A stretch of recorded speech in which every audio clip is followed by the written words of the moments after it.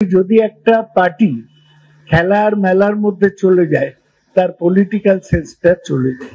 আমাদের মনে রাখতে হবে 6 মাস পরে ইলেকশন, জেতাটাই আমাদের একমাত্র লক্ষ্য, অন্য কিছু এখন করবেন। অপর্ণা বন্ধ করে দিয়েছিল, আমি সাপোর্ট করছি এবং ঠিক করেছি।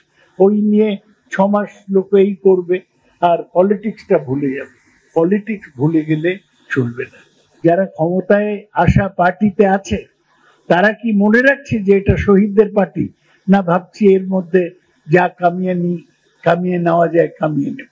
এইটা মূল কথা, যে পার্টিটাকে একটা পবিত্র ব্যাপার হিসেবে দেখতে হবে। সৌগতদা দলের মুখপাত্র নন। আমাদের দলের স্লোগানই 2021 ছিল খেলা হবে। এই খেলার অর্থ হচ্ছে বাংলার উন্নয়ন।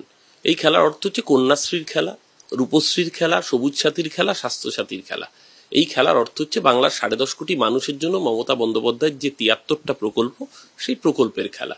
21 এই খেলা হয়েছে আপকি বার 200 পার। বাংলার মানুষ বিজেপিকে পগার পার করে মমতাদিকে 214 আসন দিয়েছে। লোকসভায় বলেছিল আপকি বার 30 পার। বাংলার মানুষ মমতাদিকেই প্রায় 30 পৌঁছে দিয়েছিল। এবারও খেলা হবে, আবার খেলা হবে। তাতে যদি কারোর অসুবিধে থাকে সেটা নিশ্চিতভাবে তিনি তার মতো করে ডিল করবেন।